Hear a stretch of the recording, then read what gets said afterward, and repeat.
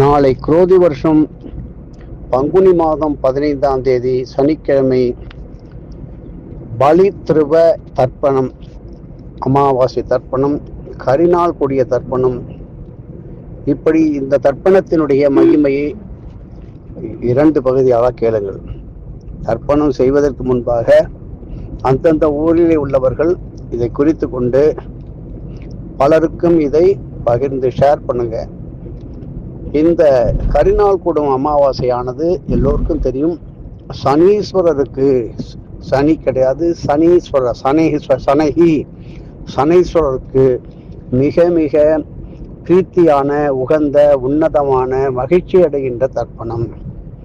இப்படிப்பட்ட கரிநாள் கூடும் அமாவாசை நாட்களிலே நாம் சாதாரண முறையிலே தர்ப்பணம் அளிப்பதை விட கொஞ்சம் மாற்றி எப்படி பார்ப்போம்.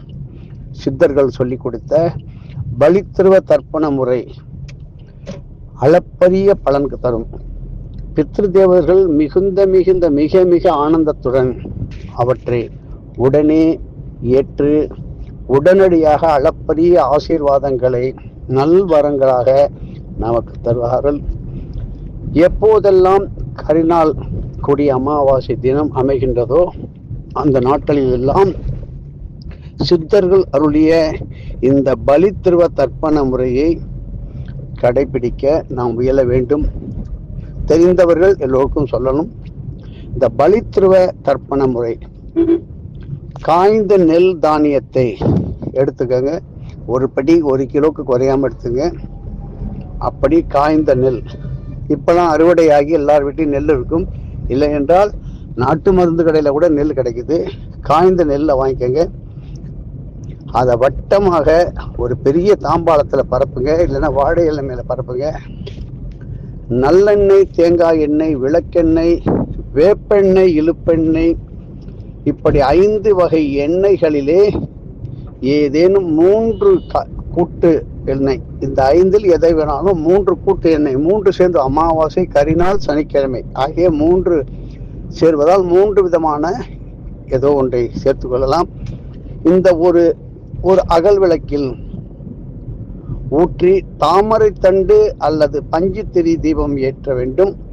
ஒரு கருப்பு துணியிலே நவதானியத்தை சேர்த்து சிறு முடிச்சு செய்து முக்கூட்டு எண்ணெயிலே தோய்த்து அதை தனியே எடுத்து நெல் மேல் மற்றொரு அகலில் வைத்து விட வேண்டும். இப்படி முக்கூட்டு, ஜோதி, நவதானிய முடிச்சு உள்ள அகல் இவற்றின் முள் நெல்லின் மேல் தர்ப்பை சட்டம் அமைத்து உங்களுடைய பித்திருக்களுக்கு மற்றும் நண்பர்கள், உறவினர்கள் யார் இல்லை என்றாலும் இறந்தவர்களுக்கெல்லாம் தர்ப்பணம் அளிக்க வேண்டும். இப்படி தர்ப்பணம் முடியும் வரை இந்த முக்கூட்டு தைலத்தினுடைய ஜோதி எரிந்து கொண்டே இருக்க வேண்டும். இதை பற்றி நமது அகசிய விதத்தில் கொடுத்துருக்கோம்.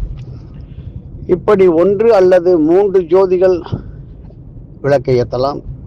தர்ப்பணம் செய்து முடித்த பின், தர்ப்பணம் கொடுத்த பின்பு, அதாவது தர்ப்பணம் கொடுத்து முடிந்த பின்பு பலித்திருவ ஜோதிக்கு ஆகூதியாக நவதானிய முடிச்சு ஜோதியை ஏற்றி, அதுவரை இந்த முடிச்சு அப்படியே இருக்கணும். அந்த அப்படியே அகலிலேயே வைத்து விட்டு அகலிலே வச்சிருங்க. இத்துடன் பலித்திருவ தர்ப்பணம் பரிபூர்ணமாக அடைந்துவிடும்.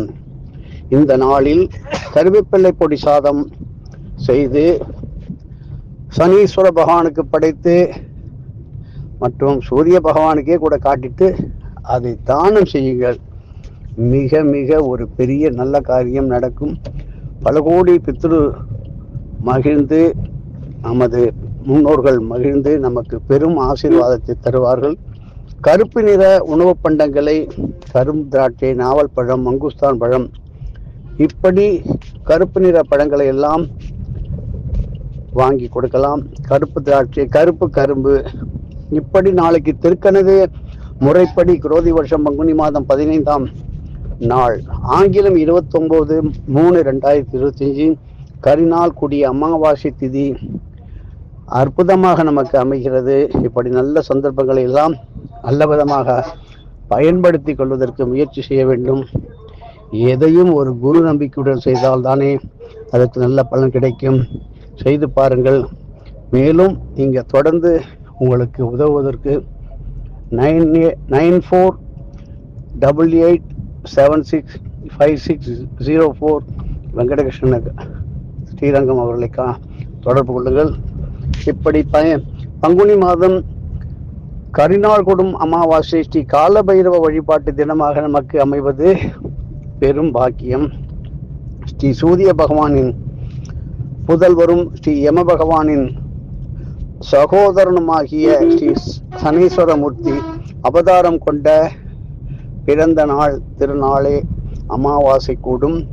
கரிநாளும் அமாவாசையும் சனிக்கிழமையும் கூடும் நாள். இப்படி சந்திரன், ஸ்ரீ சூரியன், ஸ்ரீ சந்திரன், சனீஸ்வரர் ஆகிய 3 கிரக வழிபாடுகளில் அப்பரிமிதமான பலன்களையும் நல்வரங்களையும் ஒரே நாளிலே சேர்த்து பெறுவதே நாம் இந்த கரிநாள் கூடும் அமாவாசை இதில் செய்கின்ற புண்ணிய காரியங்கள் எல்லாம் நமக்கு பலன்களை கொடுக்கும். பைரவலோகத்திலே இரவு காலம் தோன்றியதும் இப்படி கரிநாள் கூடும் அமாவாசையில் தான்.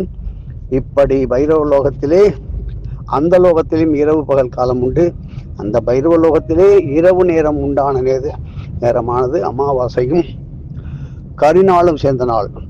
இப்படி மனிதன்கிட்ட உள்ள ஒளி வழி மற்றும் இருள் வழி போக குணங்களை, அப்படி இந்த யோக குணங்களை, இருள் வழி ஒளி வழி யோக குணங்களை நமக்கு விளக்கி கொடுப்பதும் இந்த கரிநாள் கூடும் அமாவாசையாகும்.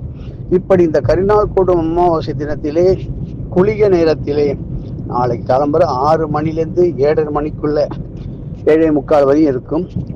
இந்த கால அம்சங்கள் வகுக்கப்பட்டு ஜீவன்களுக்கு தரப்பட்டதால அந்த குளிகை நேரத்திலே ஸ்ரீ கால பைரவரை வழிபடுவது பல அரிய யோக நிலைகளை, மன தெளிவுகளை, மன சந்தோஷத்தையும் நாளைக்கு கொடுக்கின்ற நல்ல நாள். ஸ்ரீ கால பைரவ பூஜை எப்படிப்பட்ட மரண பயத்தையும் உடனடியாக தீர்த்து வைக்கும். ஸ்ரீ கால பைரவ வழிபாடு பவித்திரமான காலயோக சக்திகளை தருவதும் ஆகும். இப்படிப்பட்ட நாளிலே குளிகை நேரத்தில் கால பைரவருக்கு காலை 6லேருந்து 7:45 புனுகு, கஸ்தூரி, ஜவ்வாது, பச்சை கற்பூரம், கோரோஜனை ஆகிய பஞ்ச யோக திரவியங்களை சேர்த்து கையால் அரைத்த சந்தன காப்பு இட்டு வழிபடுவதால் இருட்டு குணங்கள், இருட்டு தோஷங்கள், இருட்டு சாபங்கள், இருட்டு பாவங்கள், இருட்டு எண்ணங்கள் ஆகிய 5 வகை பாவங்களையும் தீர்ப்பதற்கு காலயோக பூர்வமாக இந்த வயசிலே, இந்த ஆயுளிலேயே தக்க பரிகாரங்களை பெரியவர்கள் அவர்கள் மூலமாக நமக்கு கண்டிப்பாக உடனே கிடைக்கும். வினாடிக்கு வினாடி மாறுபட்டு கொண்டே இருக்கின்ற மனிதன் குணங்கள் சரியாகி நன்னிலை பெறுவதற்கு கரிநாள் கூடும் அமாவாசை தின பைரவர் வழிபாடு அற்புதமாக இருக்கின்றது. சூரியனும் சந்திரனும் சேர்கையில் இணைகையில் 2 கோள அக்னி சக்திகளும் ஒன்றாக கூடுவதால் இவை தீயவற்றை பஸ்பம் செய்யவும் அரிய சக்திகளை கொண்ட நாளாக நாளைக்கு அமைகின்றது. மேலும் தீயவை முழுவதுமாக கழிய நற்குணங்கள் மனம், உடல், உள்ளத்தில் எளிதிலே பதிந்துவிடும் காலம் நாளைக்கு. இதை பற்றி நமது அகஸ்திய விஜயத்தில் எழுதி கொண்டு வருகின்றோம். ஸ்ரீ கால பைரவர் வழிபாடும் திரு அண்ணாமலை ஆலயத்திலே ஸ்ரீ கால பைரவர் சன்னதியில் தொடங்கி கிரிவலம் செய்து ஸ்ரீ கால பைரவர் சன்னதியிலேயே மீண்டும் கிரிவலத்தை நிறைவு செய்து கரிநாள் கூடும் அமாவாசையின் பூஜையை செய்து தான தர்மங்களை செய்வதும் சிறப்பான பலன்களை கிடைக்கின்ற நல்ல நாள். கரிநாள் தோறும் ஸ்ரீ சனீஸ்வர பகவான் ஸ்ரீ பைரவரை நாம் வழிபடுவதால் அதே காலத்திலே நாமும் வழிபாடு சனீஸ்வர பகவானே பைரவரை வழிபடும் நாள் நாளைக்கு நாமும் வழிபாடு செய்யும் பூஜையினுடைய பலன்களை ஒன்றுக்கு பல லட்சங்களாக கூட்டி கொடுக்கும் நாள். கும்பகோணம் அருகிலே உள்ள கூந்தலூரிலே ஸ்ரீ முருகப்பெருமான் சன்னதியில் முன் அபூர்வமாக அமைந்து அருளாட்சி தரும் ஸ்ரீ சனீஸ்வர மூர்த்தி கரிநாள் கொடும் அமாவாசையில் தோன்றியவர் என்பதை இப்பொழுது தெரிந்து கொள்ளுங்கள். எரவாஞ்சேரி, கும்பகோணம், நன்னிலம், கன்றமாணிக்கம் இதுக்கு அருகிலே உள்ளது. இந்த ரோமரச மகரிஷி என்று சொல்வார்கள். அவரையும் தரிசனம் செய்யலாம். இப்படி இந்த சனீஸ்வர பகவான் உற்பத்தி ஆன நாள், அவதாரமான நாள் நாளைக்கு.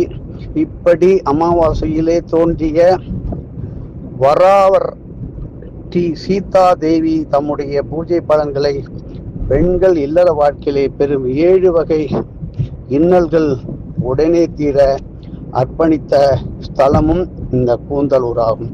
இதை பற்றி முன்பே பல தடவை சொல்லியிருக்கிறோம்.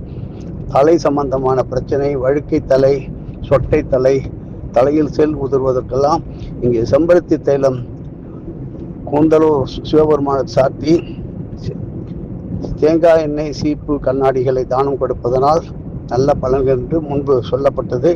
இப்படி குரோதி வருஷத்திலே திருக்கணித முறைப்படி நாளைக்கு 15ஆம் தேதி பங்குனி மாதம், ஆங்கிலம் 29 மார்ச் மாதம் 2025 சனிக்கிழமை கரிநாள் அமாவாசை சேர்ந்து அமைவது மிக அரிய சந்தர்ப்பமாக நமக்கு கிடைக்கிறது. இதை எல்லோருக்கும் எடுத்து சொல்லுங்க.